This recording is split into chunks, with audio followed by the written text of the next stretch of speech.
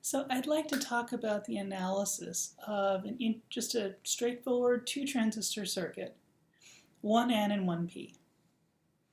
And we're going to look at the circuit when the two transistors, the N and the P, the M1 and M2, are both in saturation.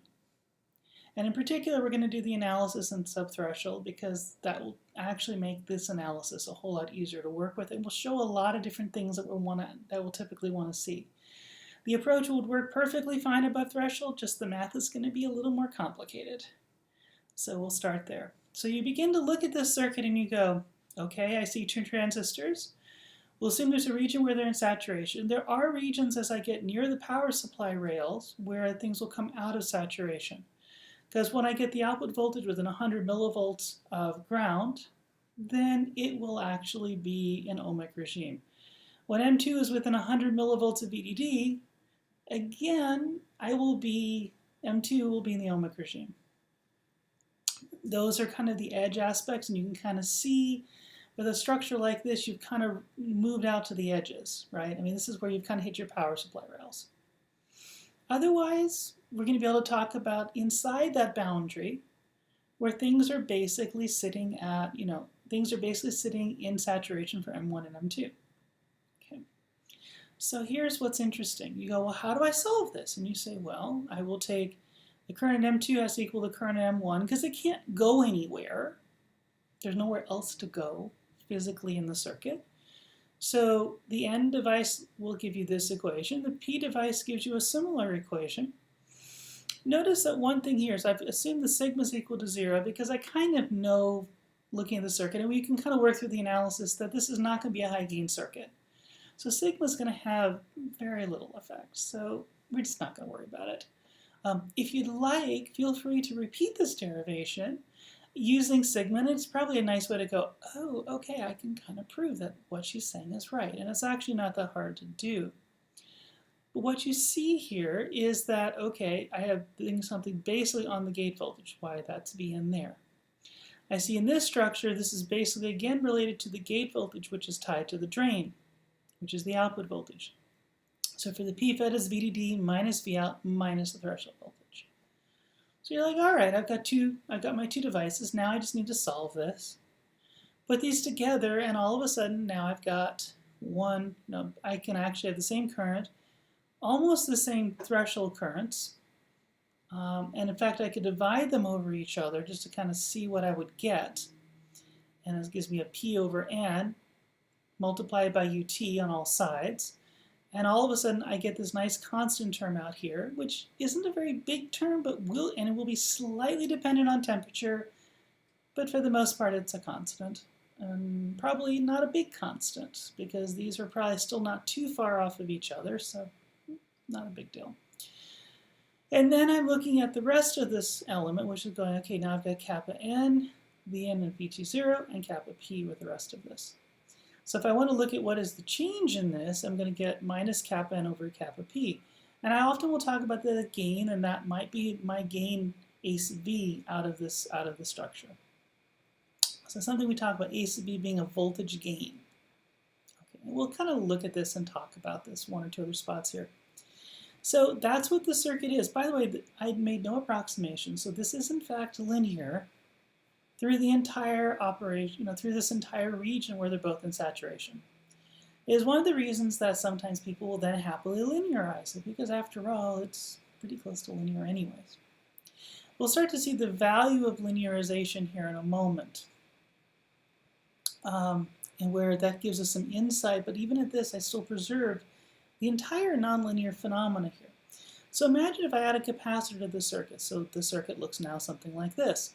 And you think, okay, now instead of the two currents being equal, I'm having a difference of those two currents. This current comes onto the capacitor, this current gets pulled off.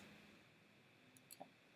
So now I have the derivative of that output voltage is that difference. Great. So now what do I need to do? Well, if I look at the rest of this, then I say, well, okay, I want to solve this, but I've got a lot of constants. I've got a lot of stuff floating around here, and I'd like to get this in a more reasonable form, basically in a more low entropy form. Because I could solve this as it is, and I've just got lots of terms running around. I also need to realize what's the things that are changing in here. I have an input that actually gives me my input sort of signal, change, things that I'm doing there. And then the thing that responds to it, which is V out. Everything else is a constant. It's a bunch of constants, but everything else is a constant. So let me think about how I reduce this down in a fairly reasonable way. So imagine I take my input voltage and I look at it as, hey, I'm going to have it expand around some fixed potential. I don't know what that fixed potential would be. But I get to choose it because, after all, that's what we often kind of do mathematically. And then I'm going to look at a change around it. In fact, we do this experimentally too by saying, hey, let me choose something of this kind of an input and let me see what I can do with it. Same thing happens with the output voltage. It now has a Vout 0, which now is related to what happened to this, plus the resulting change that happened due to that input voltage change. Okay, so now I can kind of think about things, but one thing that's also relevant here is I can say, I know that I have sort of a bias current, and obviously with a lot of transistor circuits, you have a bias current because it's pretty clear because you have a current source. Not explicit here, but let's kind of talk about it that way. That I know I've got some bias current that's related to that, basically that fixed value in the input, and I have something that's related to that fixed value in the output, and I know that those two things must be true and equal. And you think, oh, that's kind of interesting.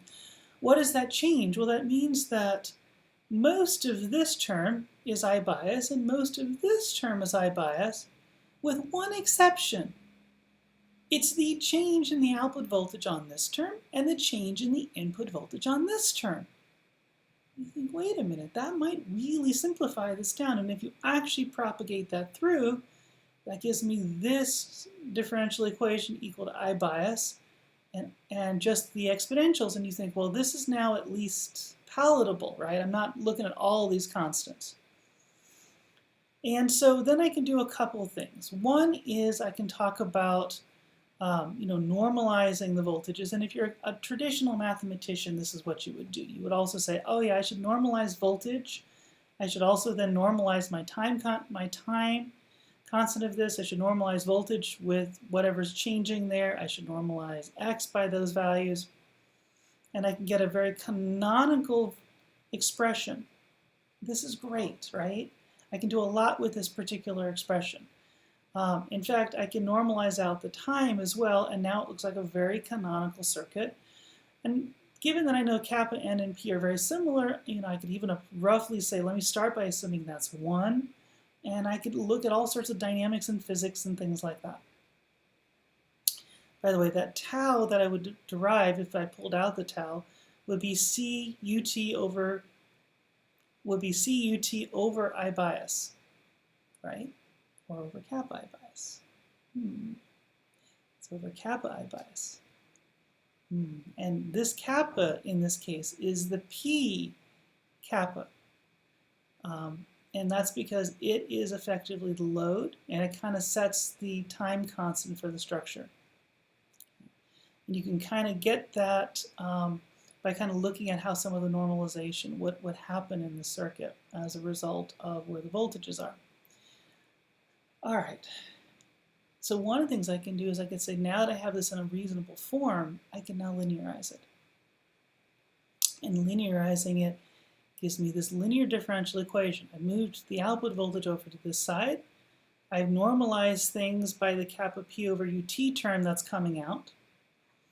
And then I get the kappa n over kappa p on the other side. So this works out pretty well. By the way, if you're trying to go, why do I mean by linearized exponentials? What you're saying is you take the Taylor series and just take you can start with the first two terms. E to the x is 1 plus x, and there's an x squared term and an x cubed term. But if x is small, and we're going to, the thing is that small is always relative, right? And that's going to always be important as, what is small and what is small for you. Typically, if you're looking at sort of stepwise dynamics, like what we would show here for step responses, small tends to be right around 1. And so that's a pretty good starting point. And then you can actually look at what is a step response. And this was a step response for an input into the structure, and the output voltage started at sort of 1.3 volts and decreased down in time. The bias current here was 3.57 nanoamps. This is 0.1 picofarad. Made the kappas equal. And what you notice is that you do get a nice sort of RC kind of dynamic at the front, but you do also see some slightly less than linear dynamics between here on the drop and on the rising up. It still looks kind of linear, so this is actually kind of nice in terms of dynamics, but it does shift some in how these things play out.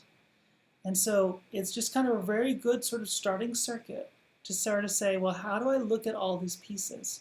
And how do I look at it not just in terms of saying, okay, let me quickly linearize it and ignore everything, but realize, one, it's already fairly linear, and number two, I can actually deal with the nonlinear aspects in a very direct and straightforward way.